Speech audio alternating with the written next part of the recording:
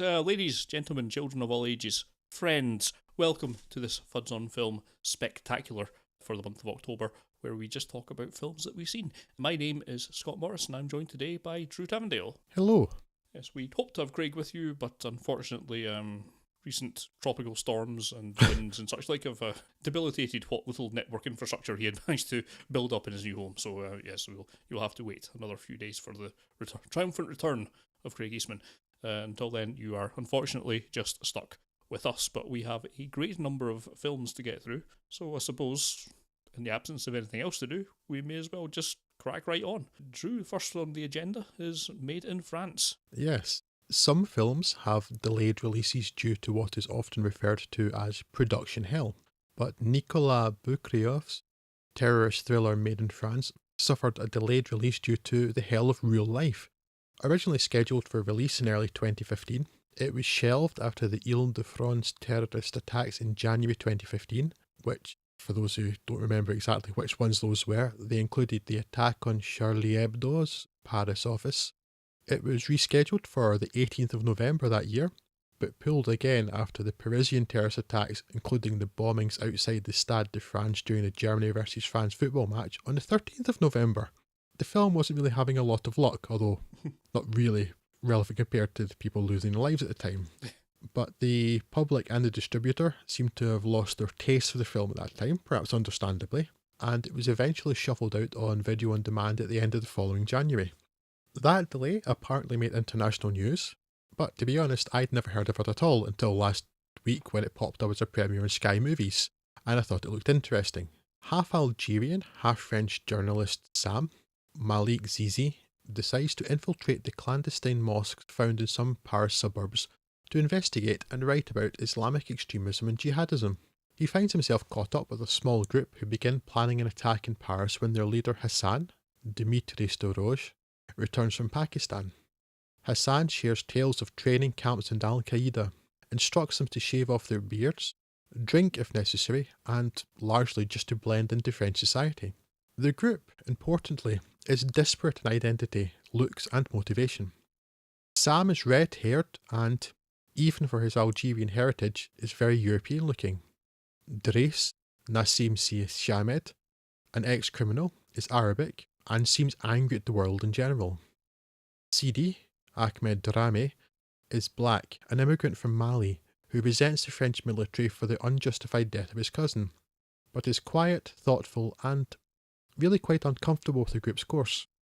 Christophe, Francois Civil, is a rich white boy and a simpleton whose main motivation for joining a jihadist group seems to be to piss his parents off. And French Hassan? Well, Hassan's a psychopath.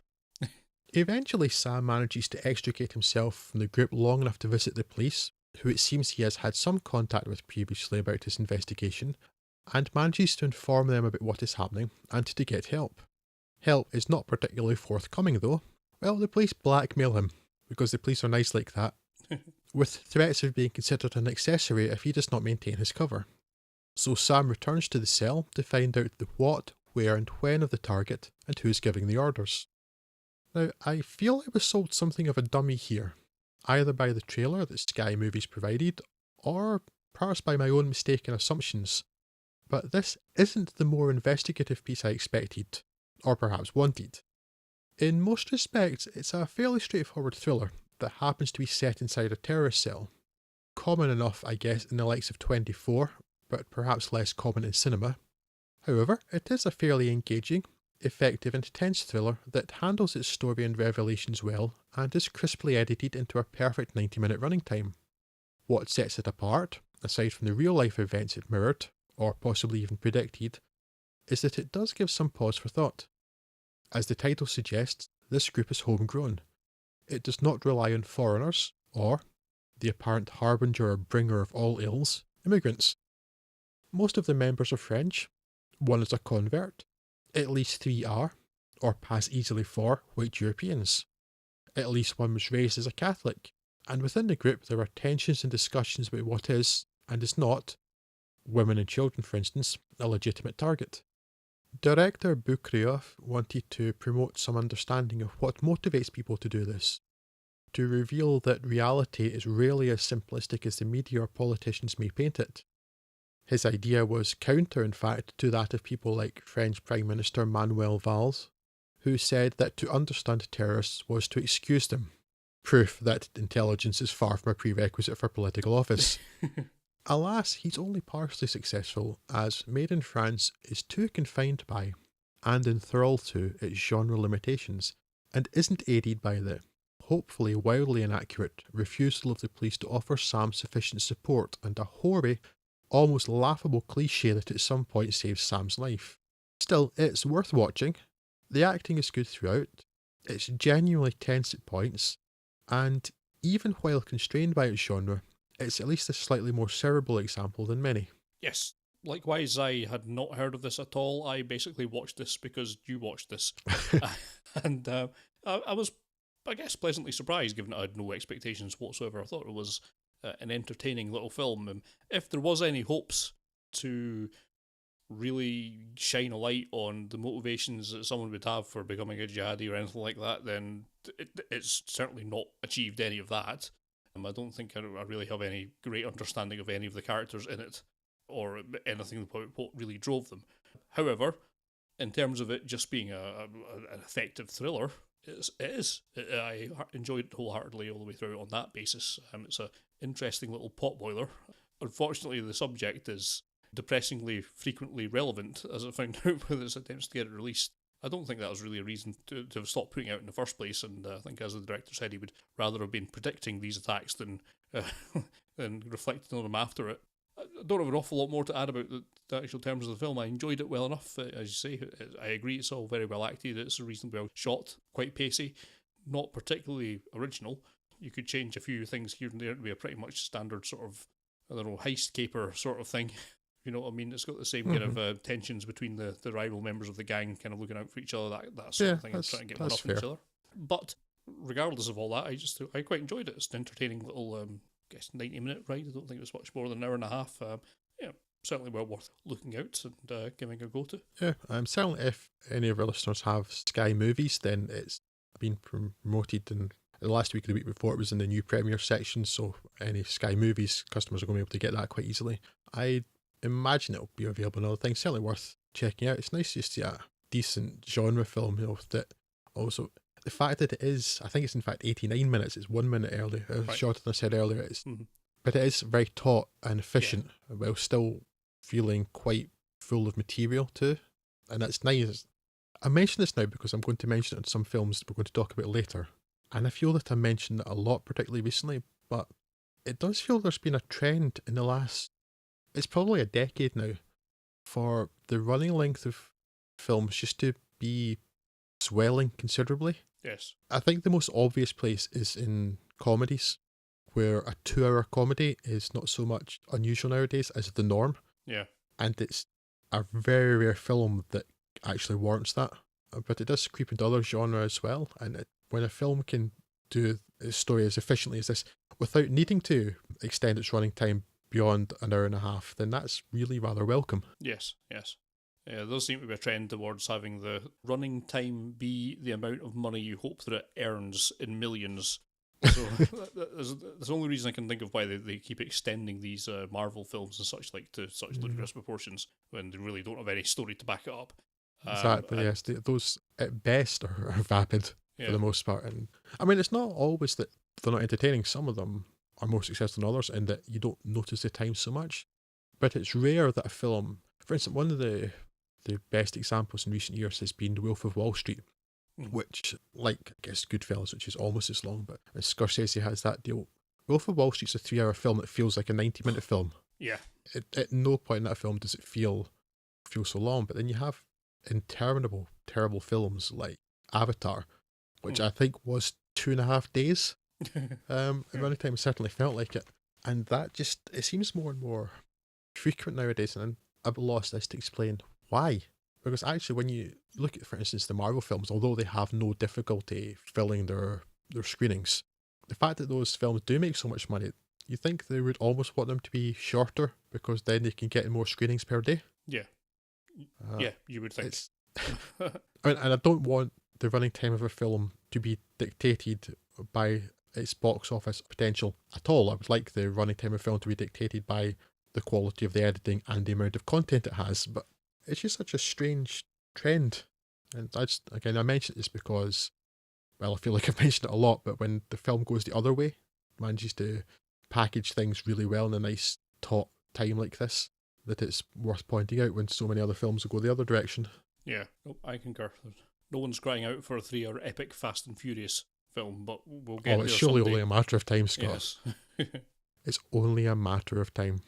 So we're going to go to another film that was a video on demand one, I think. Yes. If this got a cinema release, it passed me by. That's Alice Lowe's film Prevenge. Yes, an odd one this. Written, directed and starring Alice Lowe, who's probably best known for her turn in Ben Wheatley's vaguely similarly themed Sightseers. She plays Ruth, a heavily pregnant lady with a few issues. Primarily, her partner's recently died, and her unborn child is instructing her to do things. Well, say things. Murder. It's telling her to murder people. People like creepy pet shop owner Mr. Zabek, played by Dan Renton Skinner, or Tom Davis's pathetic local 70s DJ Dan. Why? Well, there is a reason for these seemingly arbitrary people to be targeted, and if you're paying even the slightest bit of attention to the film, you'll know why from the start. However, seeing as the rest of the film seems to believe that it's something that requires a reveal later on, I suppose I'll classify it as a spoiler and leave it alone, other than to say that it's plainly not enough of a mystery to hang a movie from. It's billed as much as a dark comedy as a slasher film, and for me at least, there's a couple of moments where it raised a few wry smiles. Unfortunately, not all that many of them, and good chunks of the mercifully restrained 80-odd minute running time pass without me thinking much of it one way or the other. And ultimately, that is about as much as I can say about Prevenge. It's not funny enough as a comedy, it's too weird to work as a conventional slasher, and it's too obvious to hold any mystery. So it kind of falls between three stools, which you'd think by law of averages it ought to have at least laid one cheek on one of them. I've no real beef with the execution of Alice Lowe's ideas. The performances, the pacing, the dialogue and so on are all perfectly adequate. And in some cases Alice Lowe's delivery of some lines is actually really quite funny. But just the overarching tenet of the piece doesn't really land with me the way that I'd hoped it might. I'd imagine there's a fairly large pool of horror movie fans, or the horror movie fan adjacent, who will find this right up their alley and take a great deal more from this than I did. I have seen it appear, at least as a consideration, on a few of the best horror films of the year lists from the genre magazines, but I think more general audiences will most likely not buy what this movie is selling you. Yeah, that's quite interesting then. This film I had never heard of before. In this case, I watched this film because you watched this film for the purposes of having a discussion about it on the podcast. Mm. Now, I suppose there is one positive I can take from this film, in that I had been wondering up until I watched this last week, what is the worst film I've seen this year? And now I know. I saw a lot of the reviews of this after I watched it, because I was wondering, what do other people make of this? And while I think you may join them, at least having gotten second-hand smoke, but I think a lot of the people who've been watching this must have been smoking crack. It's very Moorish, Drew. It's very Moorish. Because so many people have praised this film, and in like more respected publications rather than sort of niche genre stuff, more mainstream things like the New York Times and things like that, praised this film and said that Alice Lowe's performance is excellent, whereas I think Alice Lowe was basically unconscious to all of this film because she was awful. And it's another one of those times like, did people watch a different film from me? I think it's fair to say I hate this film. It was incredibly boring. It wasn't in any way mysterious. I did not laugh once.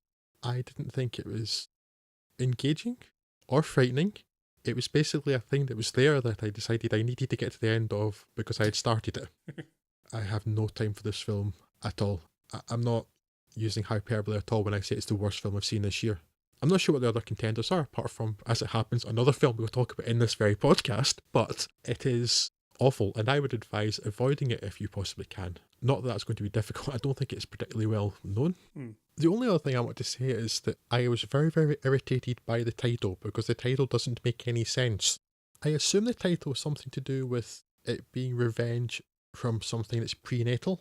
But if you call something Prevenge, that construction of a word clearly means it's sort of revenge in advance of the thing that has happened. Like, I don't know, like to do with a premonition or something. But the title makes no sense, and that was just like the cherry on the crap icing of this film that I despise with every fibre of my being. Avoid it, please.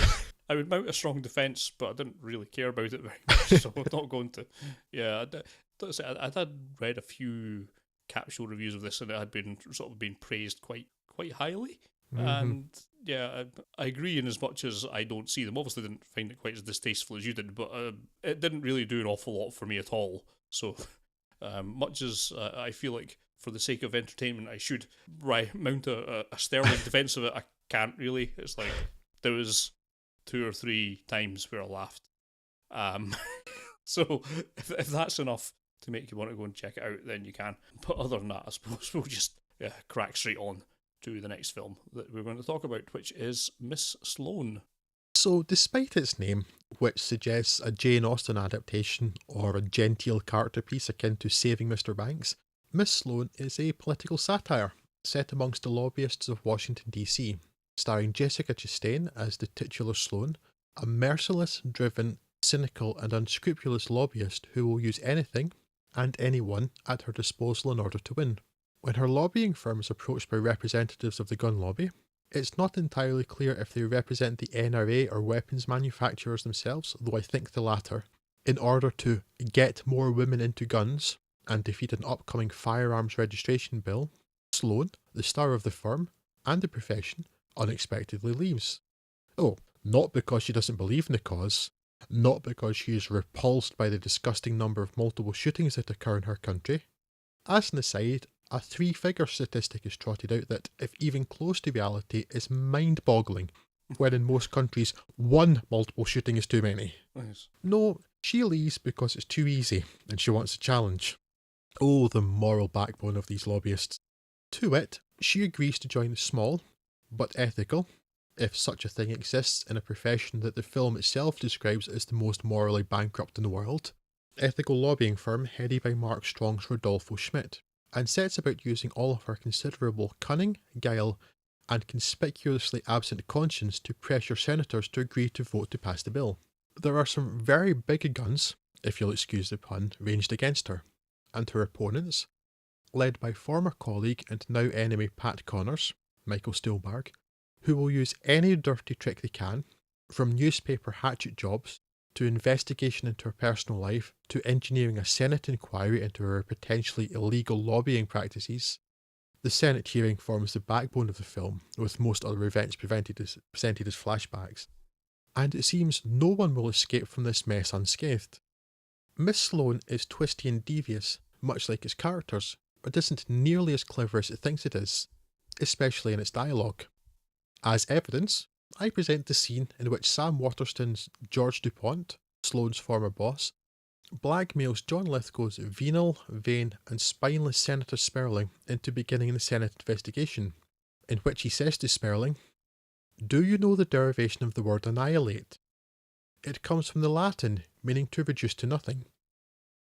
So, what you're saying is that annihilate means annihilate. Thanks. Useful. Well done. Smashing writing right there. That said, it is still pretty entertaining, as long as you don't think too hard about it. Not so much because of the plot, which is as serpentine and tortuous as the genre demands, but because I don't know who we're supposed to care about. The what is easy. Clearly that country requires stronger firearm legislation. We can root for that, and hope that Sloane's campaign is successful. But the who? Pretty much everyone in the film is despicable. 90% of the characters, including and especially Elizabeth Sloane, are unscrupulous, devious, amoral scumbags, which makes getting behind any of them rather difficult. There are exceptions, the morally upright Schmidt and Sloane's very ill-used subordinate Esme, Gugu Mbata Raw, but while those characters may be more sympathetic, they are also much less interesting, and are more there as counterpoints to Sloane, rather than compelling characters in their own right. The dialogue-heavy script from first-time screenwriter Jonathan Pereira shows his debt to Aaron Sorkin without approaching his great influence's skill, but it's serviceable enough. Indeed, for a first-timer, it's impressively accomplished. but definitely helped by a strong ensemble cast and a great performance from Jessica Chastain as the steely lobbybot. It's difficult to think of any bankable actress in Hollywood right now playing this role better. Though its 2-hour 21-minute running time passes quickly enough, there's definitely fat here, perhaps most notably the prostitution subplot, which goes nowhere interesting and only serves to highlight Sloane's lack of time for, or interest in, anything like a relationship or life outside of her work. Which would be fine if it weren't for the fact that the entire rest of the film also serves this purpose. And if, like me, you find underscoring grating, then this film will provide more than a few moments where you will be gritting your teeth. But despite these caveats, it's still enjoyable and rewarding enough for me to recommend it should you see it pop up on your movie delivery service of choice. Yes, this film's fine. 3.5 out of 5. Next.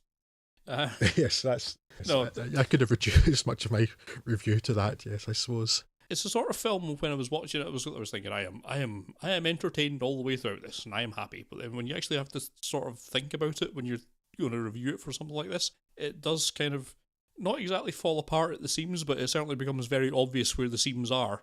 Mm-hmm. It's the sort of film where when you're thinking back, it's like, is this a film about gun control? Not really. Is it a film about lobbying? Not really. Is it a character piece? Not really. Is it a comedy? No. Not really. Is it a drama? Not really. It's all of these things sort of glued together, and most of that works and some of it doesn't. I would argue that it's more a character piece than anything else. Just with the caveat that none of the characters are nice. Yes. Yeah, if it is a character piece, then Sloane's interesting, I suppose, but because she doesn't really act like a human being, it's difficult to really have any sort of connection with her. It's at the point where she's such a sort of chess master that when it plays its final reveal towards the end, I wasn't quite as annoyed as I was when they played that reveal in the Life of David Gale, if you can remember that far back. Yes, I can. Yes. But it's the same sort of trick that it's trying to pull. It's like, well, really? Because that doesn't seem like it would do anything other than provide an interesting reveal in the last 10 minutes of a film. It doesn't actually help your case in the slightest. Yeah. In fact, it actively hinders it, and I don't know what you're doing. And that kind of falls apart on any sort of cursory examination. The problem I have with that revelation at the end, it didn't anger me as much, and it's foreshadowed earlier on, and I don't know whether that took the edge off it, 'cause it's like, this isn't completely stupid because the character basically said, or was explained that the character was going to do something like this early on, so it wasn't like a Deus Ex Machina or anything like that. It's more that for that thing to work, Lobbybot, which is what I found myself calling the character inside my head very early on, Lobbybot needs to make some sort of sacrifice for that to happen, and I just don't buy that she would do that. It doesn't match with any of the rest of the character, and it's like, it wasn't so much the twist there, this revelation. It was the fact that what it requires of the character doesn't match up with how the character has been presented. Yeah. But beyond that, yes, it's a serviceable film. It's not brilliant. Yes, I agree. It's worth putting on your list to catch up with, but it's not worth putting particularly high up on. But yeah, I think a lot of people would enjoy it. Just it's not, because that sort of twisty turny plot and the revelation that brings certain things together, that sort of thing. They're entertaining. I mean, it's not high art or anything, but they can be entertaining. And certainly it's a well-made film and it's well acted. So when you combine that with this plot that pulls you in a bit, at least a rewarding watch. Is not going to resent having seen it, I suspect. Sure, like you said, it's not quite as smart as it thinks it is, but it's still smart enough to get away with what it's trying to do. So, that's all fine. Yeah. So then, we're going to move on from Miss Sloane to a movie that makes me sad because oh, poor Jackie Chan. What happened to Jackie Chan?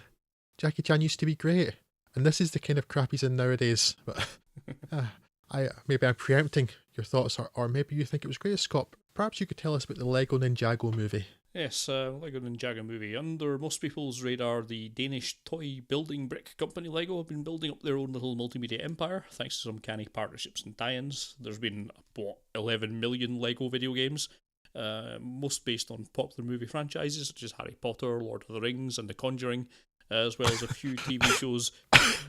No, really? Based on the I think you confused it with Paranormal Activity. Yeah, that's probably It's Lego right, Paranormal Activity. That's the yeah. that's the adult version of their video games. It's all jump scares and 2x4 blocks. And a few TV shows based on their own ranges, such as Bionicle and, most pertinently, Ninjago. This marks the third cinema outing after the successful and, to me at least, blandly inoffensive Lego movie, and this year's much better Lego Batman movie. Yes. Now, I couldn't tell you what a Ninjago was before seeing this, so while on a quick glance at Wikipedia it does seem as though it follows on from the series, it's not something that requires any prior knowledge. Ninjago City is a bustling blockopolis where life is given a certain edge by the proximity to would-be evil overlord Garmadon's volcano lair. Garmadon, voiced by Justin Theroux, seeks dominance over Ninjago City because he is evil. He is evil because he seeks dominance over Ninjago City. Such circles we weave. He is, however, continually thwarted in his ambitions by the group of teen ninjas and mechs that range from sweet to tubular, led by the Green Ninja, Lloyd, voiced by Dave Franco. With these ninjas operating anonymously, neither the city at large nor Garmadon himself knows that the kid that's thwarting Garmadon's plans is his own son. Shock. Horror. Still, the city at large does Still, the city at large does treat Lloyd Garmadon with this disdain that becomes the son of a would-be oppressor, much to Lloyd's anguish. Still, he's bolstered by support of his sensei Master Wu and his fellow troops Cole, Jay, Kai, Naya and Zane, voiced by Jackie Chan, Fred Armisen, Kumail Nanjiani, Michael Pena, Abby Jacobson and Zach Woods, respectively. One day, Garmadon tires of constantly losing and creates the ultimate stompy mech, impervious to the ninja team's weapon. You'd think that would be the first option. But this forces a desperate Lloyd to use the ultimate weapon, much against Master Wu's wishes, which turns out to be a relatively harmless laser pointer, but just as Thistle Whistle summoned great beasts in the family nest, or Godzuki could summon Godzilla, a mighty beast appears, Meowthra, who lays waste to the sweet tubular mechs and swathes of the city in the supercilious, aloof way that only a cat can. Disappointed, Master Wu sends the ninja team on a quest for the ultimate weapon to control this rampaging beast, a search that will see them challenged to grow closer and also have Lloyd unexpectedly reach an understanding with his father. It's generally had mixed to poor reviews, although I rather wonder if that's more due to the proximity to the admittedly much better Lego Batman film than anything inherently wrong with this film. Spacing them out would have perhaps yielded better Rotten Tomato scores, but probably not by much. It's not the sort of film that's ever going to review well, given the unavoidable similarity to the other Lego films. That said, and from what I gather, distinct from what Drew's going to say about it, I enjoyed this more than the original Lego movie, which was fine, but with some confusing messaging. This plays on rather more conventional themes of teamwork and self-belief, and it's a perfectly fine story for this sort of thing, aided by some solid voice work. More interesting for me at least is that I actually found it quite funny, with some irreverent lines and tangents that made me laugh more or less all the way throughout, which is very much took me by surprise. Justin Theroux in particular nailing the delivery, and Zach Woods definitely a normal teen and not a robot at all. Zane being something of a scene stealer. Film of the Year candidate? Well, no, obviously not. But I enjoyed this silly kids flick more than a heck of a lot of this year's more highly regarded works, and it's worth, for my view at least, sticking on your catch-up list for its appearance on the home formats, if not necessarily something that demands you traipse down to the cinema to catch it. Now, Drew, why don't you tell me how wrong I am? Yes, well, I was thinking, it's quite uncommon for our opinions to be quite so divergent. Perhaps it's interesting when they are. I've been on a lot of cold medication, so that helps. But for me, this film is a contender for Film of the Year, if you add the adjective worst in there. And in fact, had I not already seen Prevenge, probably would be the worst film of the year. This is how much I do not like this film.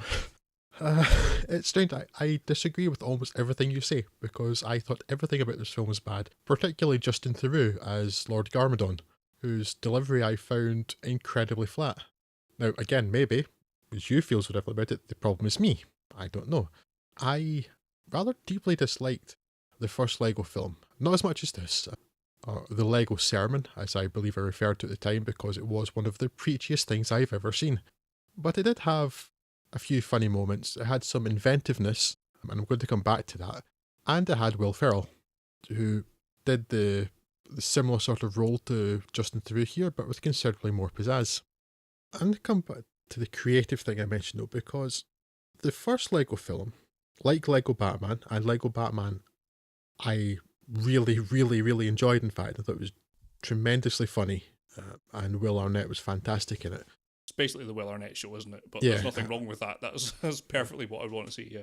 It was funny and it was irreverent and it was making fun of the sort of really dour Christian Bale style Batman. And I thought it was really funny. And it did have the same sort of messages in there that this film and the Lego Sermon has.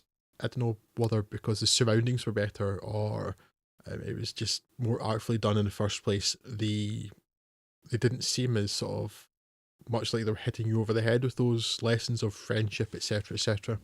Lego Batman's fantastic. Lego Sermon, don't much care for. But in both of those films, there was a point in them being Lego films. They were about Lego and how you could build things with Lego and be inventive with Lego. You know that toy where you're inventive and build things?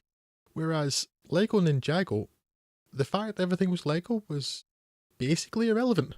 I don't think at one single point in this film does anybody actually build anything with Lego, which seems strange to me. Even like the whole point of the first film is about imagination and being a master builder and be able to see the potential of things and put things together. And then you had all those creative moments where the characters were at the last, we're about to die, what are we going to do? Oh, quick, I know I can use this and put this thing together and build this thing. And the Lego Batman film was the same. Lego Ninjago has none of that. And there are a couple of new things that are built, but largely they are done off screen. As in, we've created this thing, here you go. Okay, and so there's absolutely no inventiveness. The story is insipid. Jackie Chan is utterly wasted. The film can't decide whether it's Chinese or Japanese, which maybe doesn't really matter because they're all plastic toys anyway, but it grated on me slightly. I hate this film, and really, that's... I know it's twice I've said this. It's rare for me to feel actual hatred towards a film, but it was just so bad. It wasn't funny, it wasn't entertaining, I had no interest in anything that was happening, and I just wanted it to end. But because maybe I'm stupid like this, if I've started a film, I must see through to the end. Otherwise, I would have turned it off. Yeah, I don't know what else to say other than that you should not watch this because it is a terrible thing and it should not exist. I thought it was the funniest film we've seen this year. Had the most inventive sequences. The only thing I'd say is perhaps it's more reflecting the Lego that's coming out these days, where, to be honest, everything's prescribed. It's all pre-molded and you can't really do much with a lot of it. So maybe it's more there. But no, you're right. It doesn't have any of the. If this wasn't Lego Ninjago, it could just be called Ninjago with generic CG things. It would be exactly the same film. It's not really taking advantage of the Lego property in that way, as I guess. I guess that's probably a fair thing to say about this. Now, I don't know if that's the same in the series or not. I've not watched it because, well, look, I'll watch a film that is targeted at 6-year-olds because we do a film podcast, but I'm not going to watch a TV show that's targeted at 6-year-olds just to back up that review. So, again, it's another film I can't really go to bat for because I enjoyed it well enough. And I did not regret seeing it, and I thought some bits of it were quite funny indeed. So I'll let it away with. That's not much of a response apart from that you thought it was funny, and I thought it was funny and you didn't. So that's all we can really say about it. Yeah, plot is wildly unoriginal. It's all playing on some very stock tropes and so on, and I don't know. It's clearly targeted at a very young audience, so that's probably where it's coming from, I guess. So yeah. I'm not necessarily recommending this to everyone in a general audience, but I think if you have to watch this along with your kids, I think it will be perfectly fine entertainment. And let's say there's a few very irreverent bits that must only be surely targeted at adult audiences, which made me laugh a little bit. Particularly it was those strange little video sequences that dropped in pretty much out of nowhere, which caught me by surprise and made me chuckle quite a bit. Yes, I enjoyed it. You didn't. C'est la vie. I would say though, and I meant to mention it, but I only just remembered it now, that one of the reasons I thought perhaps that explains what, at least in my eyes, that it doesn't work. This film has 6 credited screenwriters and 7 story credits. Yeah, I didn't notice that. That's too many. Quite a few. It also has 6 producers, but maybe that's not so uncommon if you have some of those are executive producers as well, but 3 directors, 6 story credits, 6 screenplay credits, 7 story credits. I think that explains a lot of why this is such a mess. There's no coherence to it at all. Well, obviously you think there's more coherence than I do, but one of the rare strong disagreements we've had on this podcast, I think, Scott. Yes. It's normally Craig that's wrong, but yeah. Yes. Craig is often wrong. And since Since he's not here to defend himself, we can say that all we like. So next up on the chopping block is the Kingsman, the Golden Circle. Drew, would you like to give us a bit of info on that? I will do. 2014's Kingsman Secret Service was fairly well regarded. A James Bond gentleman spy spoof with some of the sensibilities of director Matthew Vaughn's earlier film Kick-Ass. It was thoroughly entertaining, though admittedly didn't fare quite so well on a second viewing. Funny and action-packed. While not quite as subversive as it could, and perhaps should have been, it poked fun at classism and even had a go at a Pygmalion-style storyline.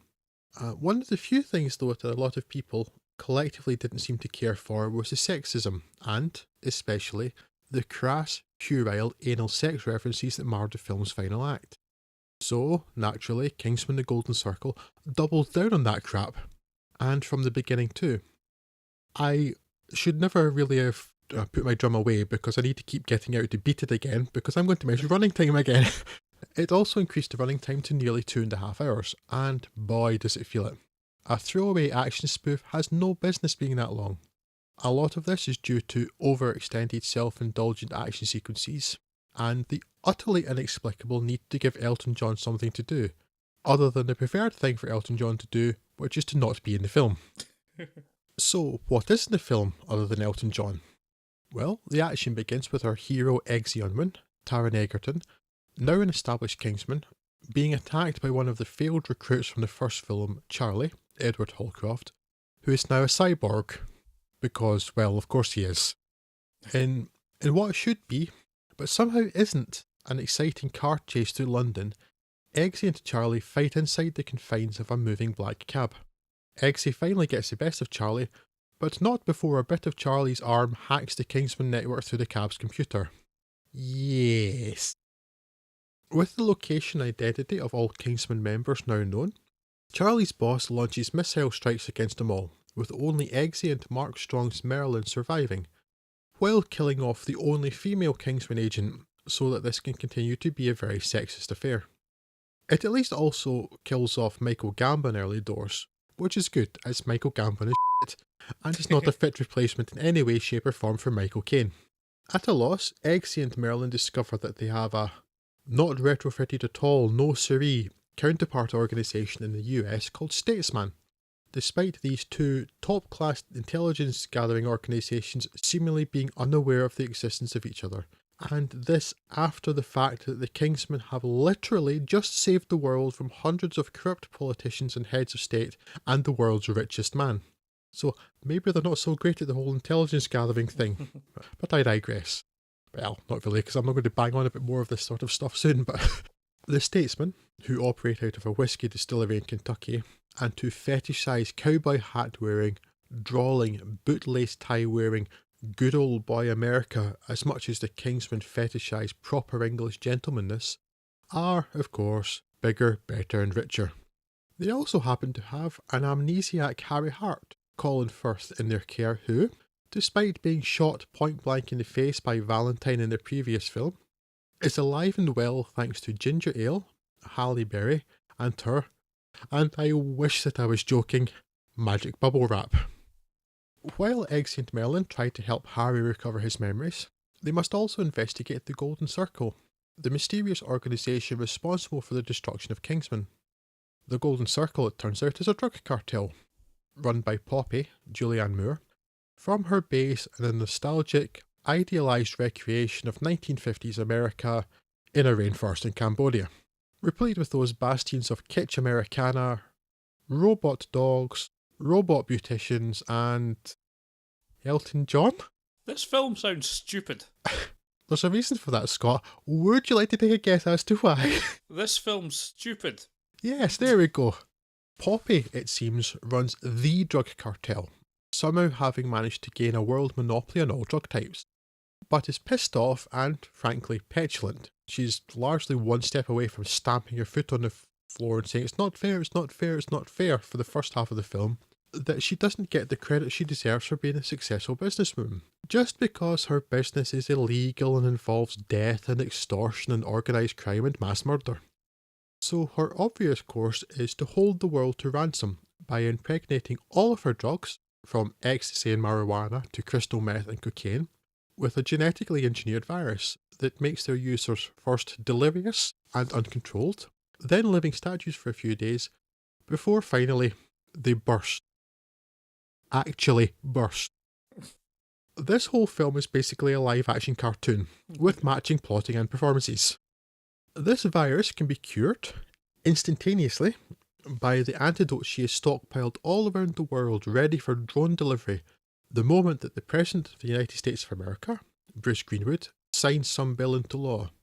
I think probably entitled the Drugs Are Now Legal and Poppy Adams is the Bestest, yay! Act. Except he's not having it. Instead happy to allow all of the junky scum to perish and storing them in preposterous towers of cages inside sports stadiums until they all die, allowing him to win the war on drugs. So it's up to Eggsy, Merlin, Harry and Whiskey, Pedro Pascal, to find Poppy's base, get the antidote to the victims, and free Elton John from his musical slavery. It is all very, very, very stupid.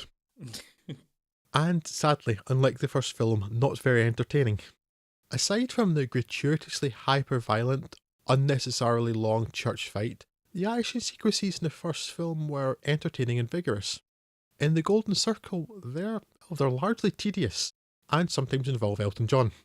While Sam Jackson's world-conquering plot in Kingsman: The Secret Service may have been of the Bond supervillain sort, it was at least not entirely ridiculous, and the hints at exploiting people who give up freedoms or control to Silicon Valley in exchange for free crap was timely and valid, even if that film was not the place to actually explore them. But the sequel? Jeebus! Cyborg arms and robot dogs and other technologies that may as well have been magic. Vaughn and fellow screenwriter Jane Goldman looked at what they did in the first film and turned the dial all the way up to, oh, would you look at that, I turned the dial so hard the knob came off of my hand. So now, while we have no idea just how stupid our film is, can we discuss introducing Elton John? So, it's obvious that this character's presence bothers me. Just a little. I assume that's probably because one of the writers is a huge fan and maybe met him once at a party and decided to indulge his or herself. The whole thing is a ghastly nightmare. The Golden Circle seems to have a strong drugs are bad and key message, while at the same time promoting the consumption of the never has been a problem ever alcohol as an alternative. Something it actually goes so far as to spell out in one scene. In the first, it clearly also had a US president who was meant to be then President Barack Obama, whose head gloriously exploded at the end. But the president in this case is wholly fictional, despite the absolute douche canoe that is the worst president in US history being currently in office. But we should probably expect no less from a Fox film, and one that, in between all of the exposition scenes, uses Fox News for more exposition. None of the Fox News presenters, of course, suffer from the drug-delivered virus, because Fox presenters are wholesome and good. This film. I will accept, though, that I may be reading far too much into this, since the rest of the film seems so ill thought out, and the whole thing is really just soulless product, not cinema. But as I'm forced to share a planet with Donald Trump, I'm in a perpetual state of irritation. Another massive problem in the Golden Circle is the acting, in that there really isn't much of it. Colin Firth, a fine actor, seems genuinely unenthused, dismayed and dispirited by this lacklustre sequel, and could generously be described as phoning it in. Julianne Moore, a tremendous actor, gives the film far more than it deserves, but her poorly written role gives her very little to work with, and, well, she largely phones it in. Jeff Bridges, a similarly great actor, seems to realise he's being paid for some crap in which no one cares much about the acting, so doesn't so much phone it in as use some sort of text-to-speech service to do the job for him. Then there's Channing Tatum, who, when his character isn't asleep, seems to be so anyway, and Taron Egerton, who I actually find quite engaging and likeable, but who really, really can't emote. Which brings us on to Halle Berry, who similarly can't emote, or for that matter act, at all. And Keith Allen, who can't act. And Elton John, who we wish wouldn't, because Elton John can barely Elton John, let alone act. The few saving graces come from Emily Watson and Bruce Greenwood, but in small and largely thankless roles, and the great and professional Mark Strong, whose Scottish accent, fortunately, continues to be as convincing as it was back in the original Low Winter Sun, saving us from that particular ignominy. It seems that the idea for Kingsman was very much a one-shot deal, but I fear that we'll see another sequel in a couple of years. If you want to help evade that possibility, do what I wish I had done and don't watch The Golden Circle. Unless that is, you happen to be 12, in which case this film has been tailor-made for you. Apart from, I'm quite sure, leaving you wondering who or what an Elton John is. So, knock yourself out if you're 12. Ooh, what fresh hell is this? I've not seen the first one, I didn't see this one, but it did remind me of something I meant to bring up during Miss Sloane, which was that one of the great failings of that film was its denial of another glorious Mark Strong hairpiece opportunity. What's the situation in this unfortunately, film? as in the first Kingsman, Mark Strong is bald, and I saw... Unacceptable, Drew. Unacceptable. He was in a film with Sacha Baron Cohen, maybe last year, called Grimsby. Oh, the Brothers Grimsby, yeah. In which he was also bald, and I rather fear that now he's embracing his baldness and eschewing wigs, which is depriving us of a great opportunity for tremendous amusement, quite frankly. So I rather fear that the days of the great Mark Strong wig are gone, which we should have a little sorrowful moment for, I think, for the passing of such great wigitude. We've suffered so much, Drew, in this world. That was the one ray of light that I had remaining to me, was Mark Strong in a silly wig, and denied. Yes, it's a sad thing when such a thing should come to pass. Although, I mean, I actually had more entertainment of thinking about Mark Strong's wigs than I had for most of this film. Which may be a little harsh, when it's as opposed to the two other films in this podcast we talked about that I clearly really didn't like.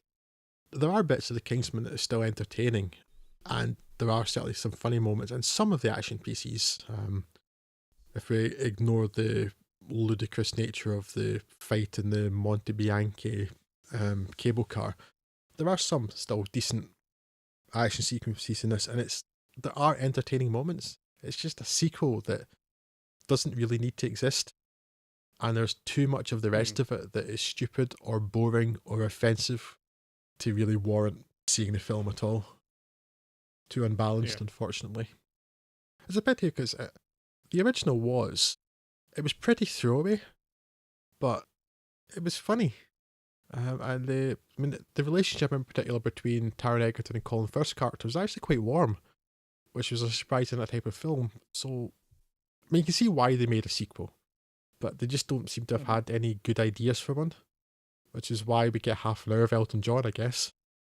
Or we don't, as the case may be. I will never see this. So, not that I have any particular beef with Elton John. I always had the impression that he's a bit of an arsehole, really, but Elton John's not an actor, and there was no reason for him to be in this film other than that it's some sort of self-indulgent whim of one of the writers or something. It doesn't add anything, and you could have had an action scene set to a piece of Elton John music without Elton John having to be in the film. You know, that's how music works. So, or ideally, not even that. So the issue is not, there's only a handful of Elton John songs that I'm particularly interested in, but it's not really that Elton John's the issue. It's the fact that there's some sort of celebrity cameo in here, and it goes far beyond the bounds of cameo in a way that not just adds nothing to the film, actually substantially detracts from it.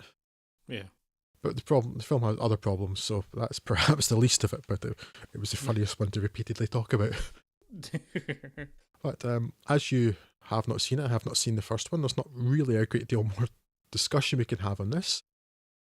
So let's move on to a film about a boy who has a bear and a donkey and a tiger and a pig and a kangaroo. Although I'm guessing they don't feature much in Goodbye Christopher Robin, Scott. Yes, Domhnall Gleeson's A.A. Milne returns from World War One a changed man, both physically due to injuries sustained at the Battle of the Somme and mentally with post-traumatic stress disorder and an understandable disdain for the whole process of war itself. Finding a return to his pre-war London life of an acclaimed playwright, and also writing for Punch magazine to be a bit too overwhelming, he and his family decamp to the country. Said family by this point includes Margot Robbie's Daphne Milne and their 8-year-old son, Christopher Robin, played by Will Tilston. Country life soon becomes too boring for Daphne, who flits back off to London, leaving Christopher Robin to the care of his nanny, Olive, played by Kelly MacDonald, as is the way of the obnoxiously rich. Meanwhile, AA is struggling to start the anti-war polemic he'd hoped to write out here in the sticks, and gets increasingly frustrated about it, to the point of taking out verbally on his son and nanny because he is a frightful douche clown. He is further inconvenienced when Olive's mother is taken gravely ill and she must leave to care for her, which means that AA must reduce himself to caring for his child and staying around him for more than half an hour for what seems to be the first time since he was born. In a shocking development, it turns out that they enjoy their playtime together, walking around the local woods, with CR inventing stories starring his stuffed teddy bear, depressed donkey, and tiny piglet. Stories which inspires AA to write the Winnie the Pooh stories. So what you're basically saying is A. Milne plagiarised his own son. Pretty much, and worse. So he writes these books and garners immediate success with them. Their innocent charm credited as helping the country rediscover joy after the war, which must surely be an indication of how bad things were. Have you ever read any of these? Crikey. The depressed donkey brought joy. I kind of like yes, Eeyore, but it's really good. Of course, once it's discovered that there's a real live Christopher Robin, a media circus ensues, and because they are awe-inspiringly dreadful people, they're happy to exploit this frenzy for maximum profit. This Pooh show reaches a nadir when, on a promotional tour of America, they're out of the country for CR's birthday. However, they make sure to call and wish him all the best. Live, on radio. After some harsh words from Olive, AA finally sees that they've been exploiting their child just in time to pack him up and send him off to boarding school until he's an adult. I know the past and the posh are a foreign country and they do things differently there, but surely this just seems callous at any time. Anyhow, we skip over some years of relentless bullying and meet a now 18-year-old CR, played by Alex Louth, ready to go off to World War II against his father's wishes for, well, very obvious reasons. Now, there are things in isolation to like about Goodbye Christopher Robin. Firstly, and most superficially, it often looks gorgeous, full of bucolic sun-dappled picture postcard shots of the English countryside, and the cast uniformly acquit themselves well, Gleeson and MacDonald in particular. In general, the mechanics and execution of the film, writing, story, pacing, craft services, etc., all very well handled, no real complaints. However, it suffers greatly from being a film full of just awful people doing objectively awful things. They might not see quite how awful they're being, but they nonetheless are awful, and that makes it difficult to engage with the film on its own terms. Instead, I engage with it on my terms, which are that posh people are weird to the point of being inhuman, and this film feels like a documentary about badly programmed, malfunctioning Westworld hosts doing everything possible to give their kid grievous psychological damage. Falls into the same category as Blue Jasmine did for me a few years back. On most levels, the film itself I'd probably have to dispassionately say is good, but the characters it contains are so horrible that it's just roundly repellent. And so goes Goodbye Christopher Robin, an annoying experience that makes me yearn for the good old days of class warfare. Also, Winnie the Pooh is a garbage bear for garbage people. Come back when you're Paddington, or Super Ted, or those ones that Timothy Treadwell was talking to. Is Timothy Treadwell the guy that got eaten by grizzly bears? Yes, you might not appreciate my Werner Herzog references in every single podcast that we do, but I'm going to keep doing it anyway. I have no problem with Werner Herzog references, Scott, particularly when they can be as awesome as if we can find any way to work into every podcast something about a monkey straddling a goat and riding off into the sunset. Would like to take issue with one thing, Scott. Super Ted. Really? Winnie the Pooh's a bit crap, but Super Ted, no. You're spot on. He's no banana man, but... but you're on much, much firmer ground with Paddington. Because if there's going to be some sort of magical talking bear coming out of a story set in London, then Paddington's your bear. Better like marmalade, yes. Yes. To be honest, if we're going to go down the roads of realism, then this complete lack of a Peruvian accent for a Peruvian bear always grated on me slightly as a child. I have not seen this, so I can't really add much, but I don't really care to. No. It sounds like they're just not pleasant people doing things like not bothering to be a parent to their child, which Yes. always ticks me off. If what you want to do for a couple of hours is feel really sorry for a kid, then I suppose this is as good a way of doing it as any. But yes, as a film, no, not enjoyable in the slightest. Posh people, man. Just don't get them. Just don't get them. I say we take off and nuke the entire posh people from orbit. It's the only way to be sure. You're going to wipe them out, right? Not study them. Wipe them out. Not bring back. Yes. There's a way to forge some tenuous relationship between Aliens and Ridley Scott and Blade Runner to lead into the next film that we're going to talk about, but I can't really be bothered doing it. So, Drew, would you like to talk about Blade Runner 2049? I, in fact, Scott, your terrible introduction aside, would love to talk about Blade Runner. Maybe you could have linked it, though, by saying that Ridley Scott wasn't involved with Aliens, which was a good thing, and Ridley Scott's barely involved with Blade Runner 2049, which is also a good thing. Maybe I'm getting ahead of myself. As any of you who have listened to the Top Films podcast with which we began this Fuds and Film venture will know, I have not so much a love-hate relationship with Blade Runner as a bafflement-compulsion relationship. Appreciating the visuals and the world, but largely left cold by everything else, while still, for some reason, being unable to stop periodically rewatching it.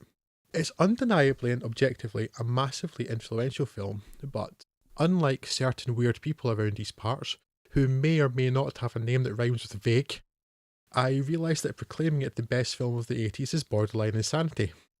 That may well be the hill that Craig dies on, and if so, I'm willing to help.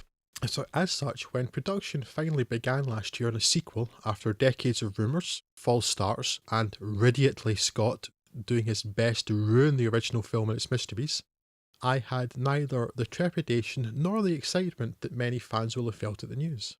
Instead, being left with my usual ennui and dismay that Hollywood was once again making a sequel instead of something fresh and new.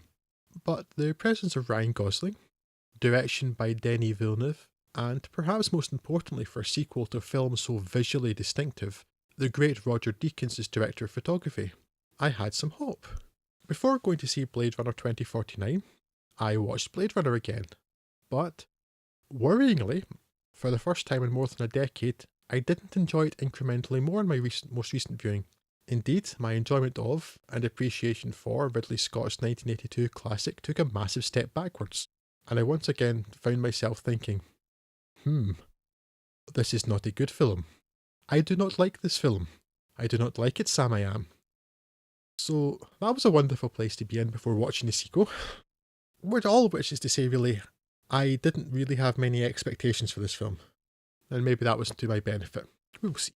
The original Blade Runner is ostensibly a noir detective story, but one that largely left the detective element out of it. Blade Runner 2049 once again has an LAPD detective as its central character, but from the get-go actually has him do some detective work. And what a difference that makes to the engagement of the story. Said detective is Kay, Ryan Gosling, like Deckard before him a Blade Runner, but a known replicant, one of the Nexus 8 models with an open-ended lifespan that were created after the events of the first film and before the blackout, a mysterious week-long power outage that saw vast amounts of electronic records wiped out. The film begins with Kay visiting Sapper Morton, Dave Bautista, a rogue replicant, in order to retire him. After doing this, his survey of Morton's farm reveals a mysterious box buried beneath a tree. The box turns out to be a coffin of sorts, containing the remains of a woman who seemingly died in childbirth. The twist being that the woman was a replicant, the identity of whom I won't mention, but is unlikely to come as a surprise to anyone. This revelation, that replicants are able to reproduce, produces two very different responses in two influential individuals. Kay's superior, Lieutenant Joshi, played by Robin Wright, believes that the knowledge that the already physically and intellectually superior replicants can have offspring will lead to a war with humans, while Jared Leto's Neander Wallace, who took over what was left of the Tyrell Corporation, believes that replicant reproduction is the key to his company's production yield problem. Joshi orders Kay to track down and kill the child, a task which leaves Kay decidedly uneasy, while Wallace's operative, the formidable replicant Love, Sylvia Hooks, watches Kay from a distance, waiting for him to find his target so that she can deliver him or her to Wallace to allow him to unlock Tyrell's final secret. Kay's investigation takes him to the laboratories where replicant memories are crafted, an orphanage in the debris-strewn ruin of what was once San Diego but is now a rubbish dump, looking like a vast, city-sized version of Star Wars trash compactor, and to the radioactive ruins of Las Vegas, where he meets an unexpected figure from the past, who is Deckard, who is obviously Deckard, and who was always going to be Deckard. Who is Elton John? Sadly, while the film tries to keep the identity of Kay's person of interest in the Nevada desert a mystery, marketing and promotion, perhaps necessarily, ruined that particular revelation. Pity. Along the way, Kay will discover what happened to the child, and why, and question what it is to be human, and raise questions about free will, the meaning of life, individuality and purpose, and all of that compelling philosophical stuff that was both the crux and most interesting part of the original film. So I suppose now is the part where I talk about if it was any good, particularly in light of how ambivalent at best I am about the original. Oh dear. Dear, dear, dear. Well, yes, it is indeed very good. It is a splendid film.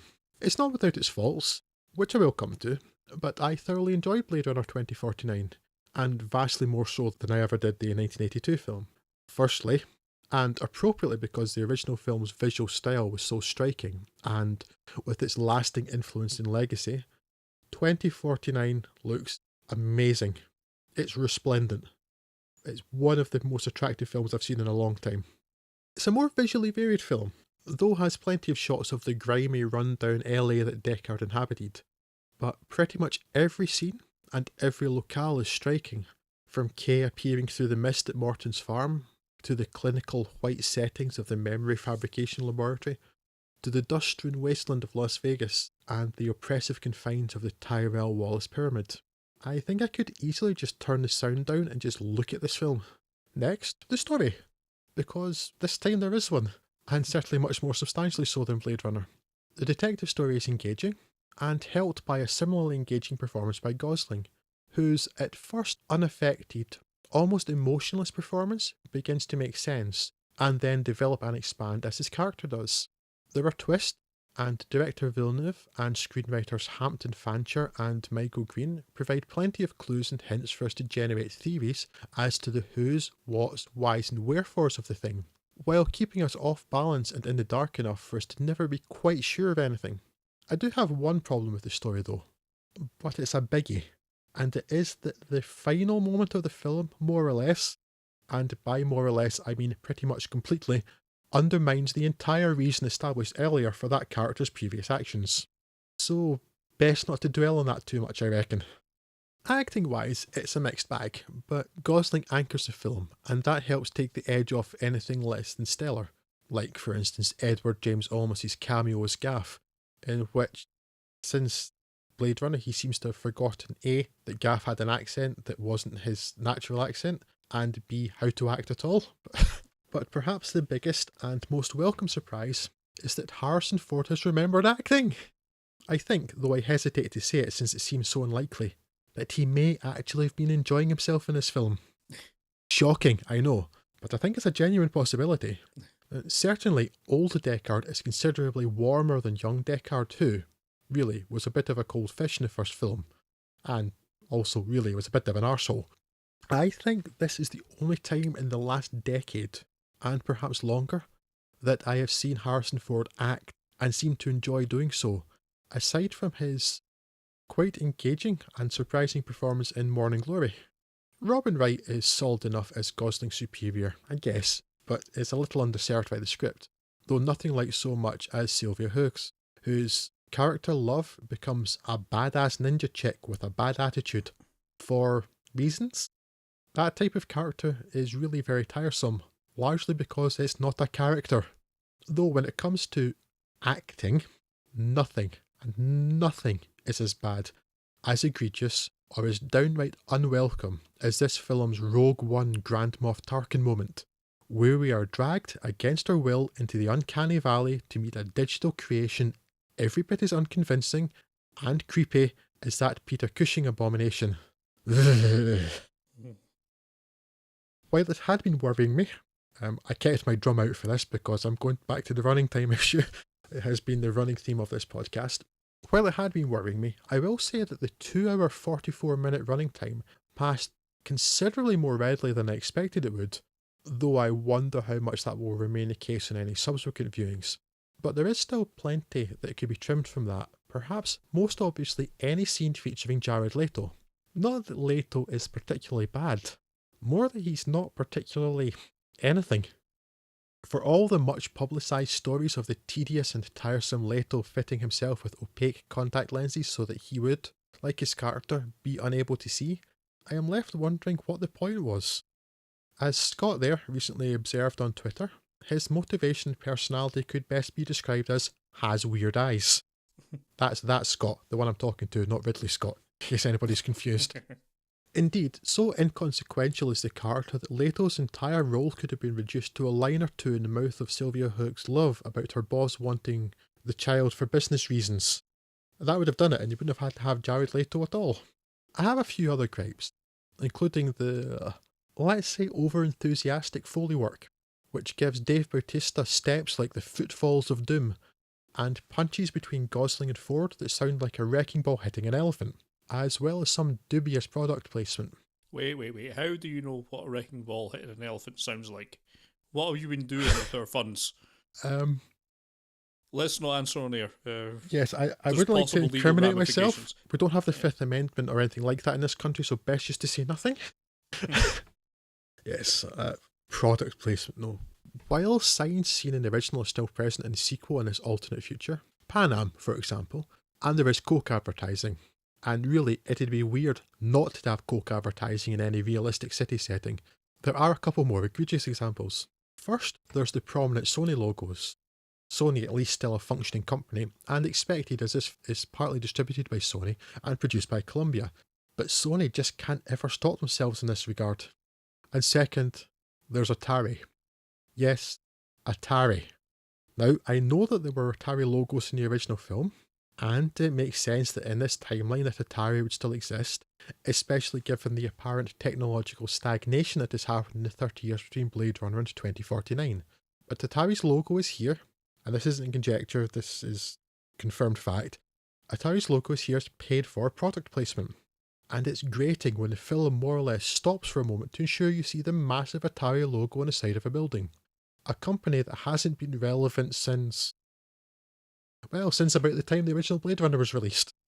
But while it can be fun to carp about such things, which is largely why I do it, these really are minor issues in comparison to an otherwise very, very enjoyable, if flawed film that also happens to be an order of magnitude better than the film it is a sequel to.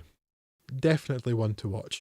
Probably as good a time as any to insert what Craig sent over as part of this. He says that Harrison Ford nearly made me cry. That's nothing to do with the movie. He stole my lunch money in primary too.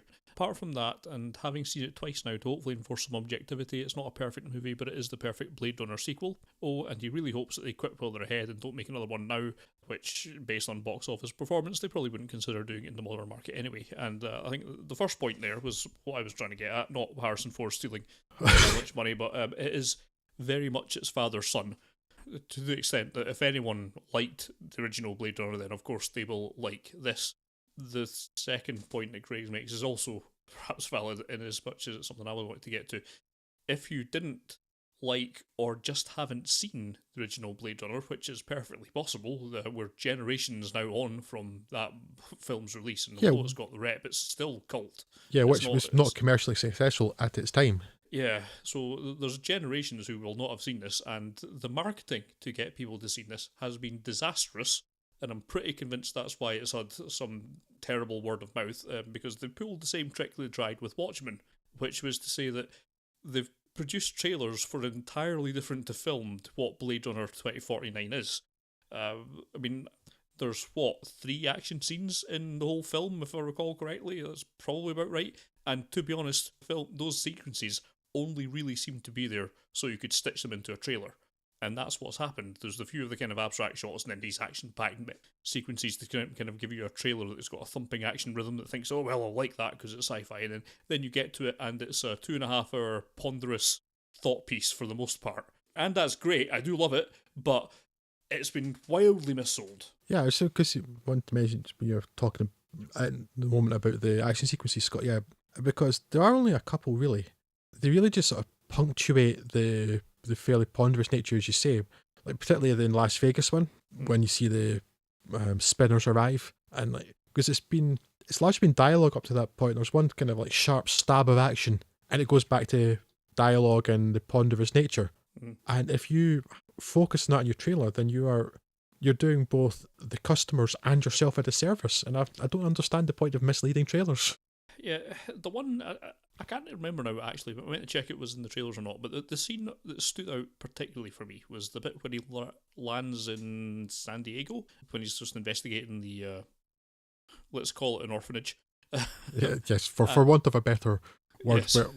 workhouse might work actually. Yes, let's that's go better word, Dickensian and Victorian workhouse. Yeah, and then he's sort of set upon by a crowd, and then your replicant fellow, Love, just unleashes an orbital bombardment from nowhere, and then it's never referred to again. Not even so much as Gosling sort of picking himself up, dusting himself, going, oh, well, that was a bit strange, wasn't it? But I certainly convenient. wasn't expecting an orbital bombardment to occur, but it has. Yes, How he doesn't great. question that at any point at all.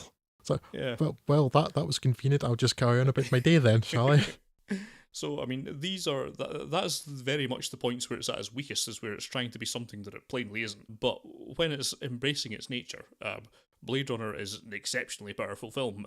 All I can think of, it's the visuals of it, as you say, the whole cinematography stuff is so overwhelming on a big screen that it's that it really just batters you into submission in a very good way.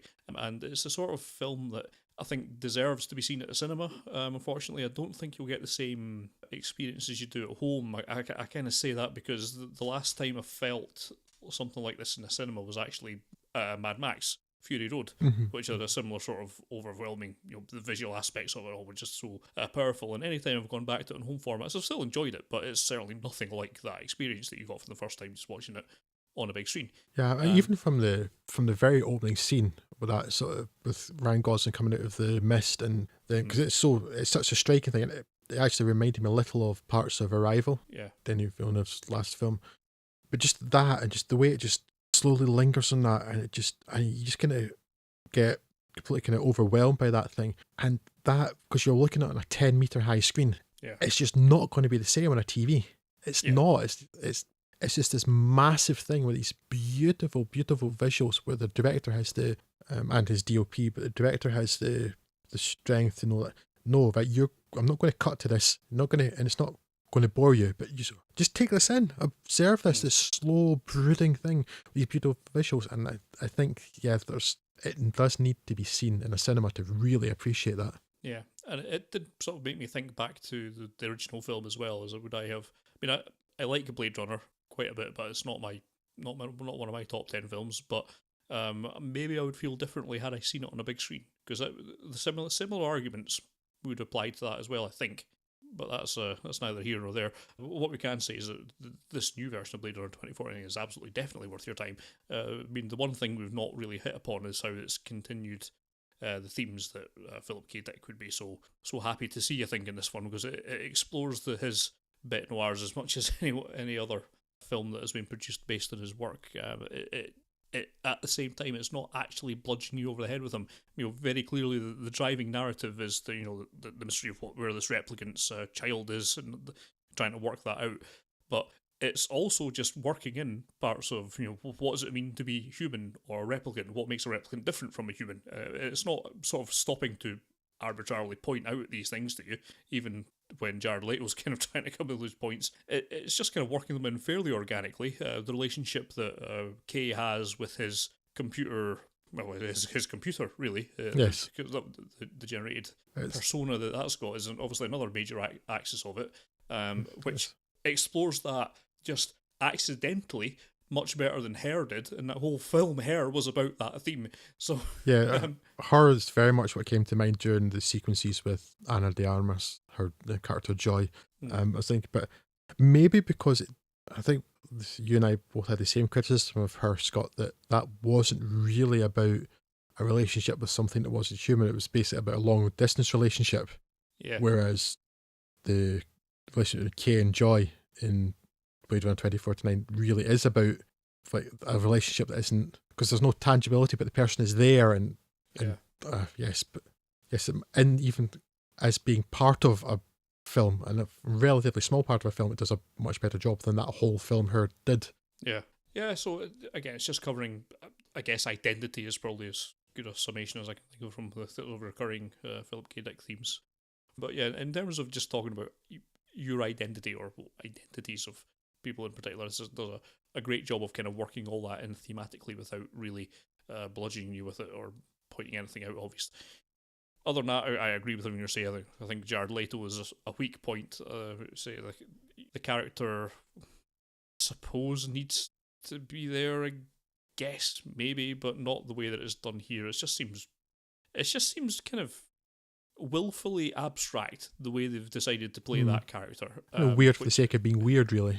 Yeah, I mean, there's some weird CEOs about, but most of them seem like they would function as human beings, whereas Leto's character in this kind of doesn't. He's just, he's a step away from, well, to be honest, he is a Bond villain. He's playing more from the Bond villain kind of trope of books than he is from being a human being. It's not like, I don't know. He almost feels more like, I can see where you're coming from with the Bond film a bit, but maybe with a bit of like John Doe from Seven or something.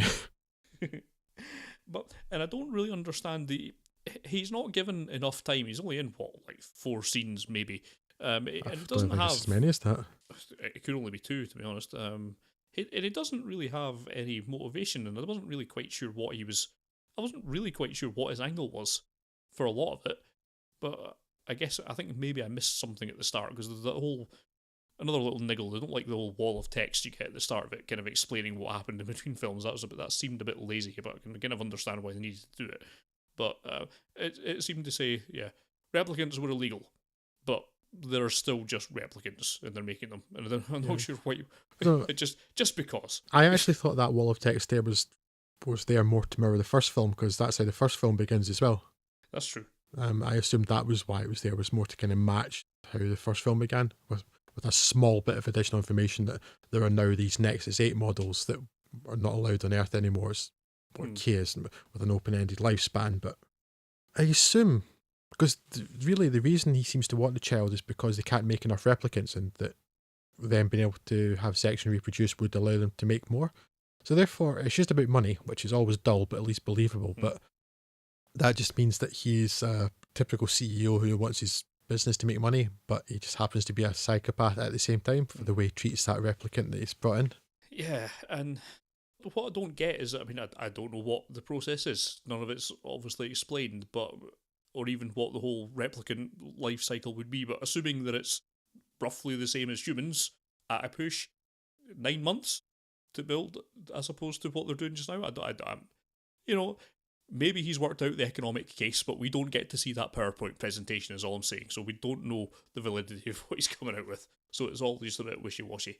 And then it just seems to be an excuse to have a psychopath to throw it into the mix to keep things up. Because we need a Roy Batty replacement. There you go. That'll do.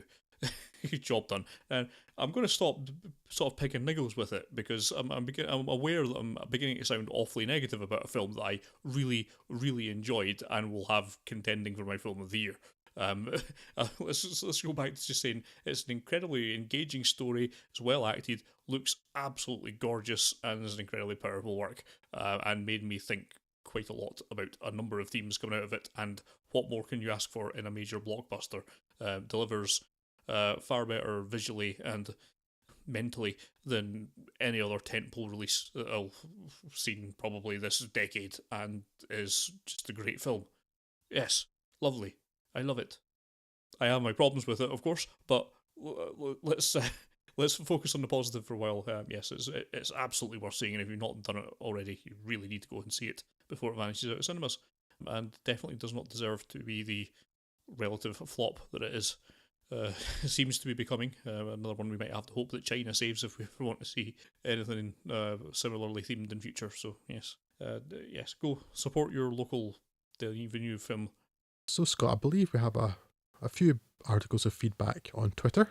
Bit of a thread going on, which I'll try and condense a little bit, just because I think we've covered actually most of the points there between you, me, Craig, Zach Burns, that's at ZachBurns18, and Nathan Dodd at Nathan Dodd93 on a Blade Runner 2049, and largely it's about Jared Leto.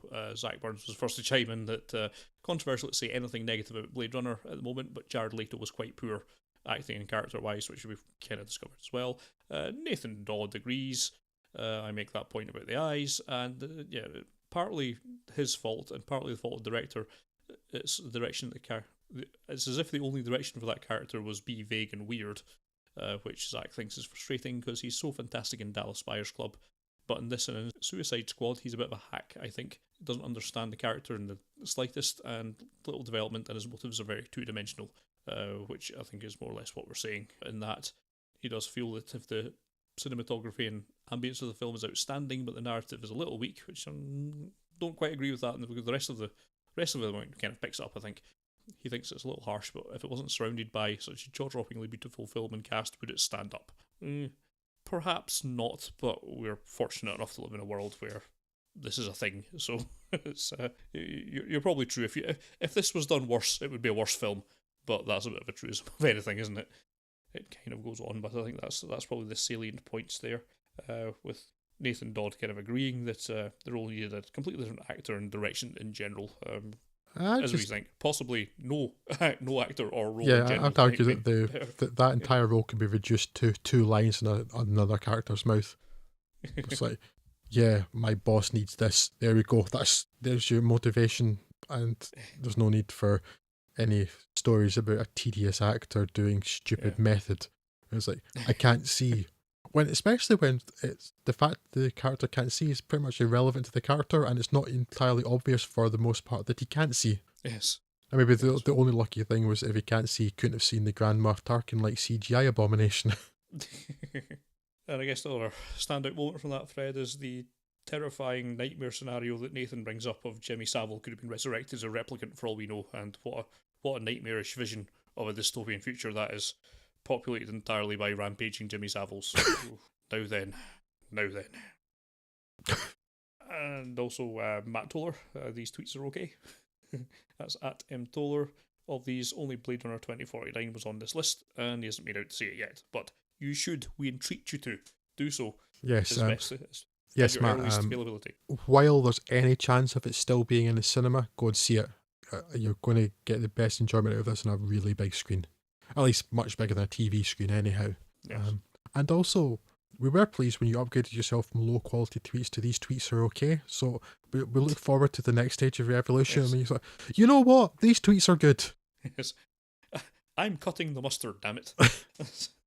Yes, I think that will take us out for today. So I guess we will wrap things up. And just to say, we'll be back in a mere 10 or so days with probably, if I look on journalism and film, if we can get around to recording it, which will be, I'm very much looking forward to talking about Entranced Earth. I'm looking forward to talking about Entranced Earth because I'm hoping you can tell me what I watched, because I still don't know several weeks later. Yeah, so some interesting films that we're talking about, just as a little teaser there, but that's coming up in the future. For today, we will just sign off, and thank you very much for your attention. If you do want to get in touch with us for any reason, do so. Go to your Twitter machine and look us up at FudsOnFilm. Go to your Facebook machine and go to facebook.com/FudsOnFilm, or go to your email machine. And you should probably look at getting those machines combined in one. You want to consolidate those machines. That's just unwieldy. You don't have enough pockets. So you can email us, podcast@fudsonfilm.com. Yes, so until next time, thank you very much for your attention. I've been Scott Morris, and I'll see you soon. And I'm sure Ruth Avondale will wish you a farewell. Hasta luego. Goodbye.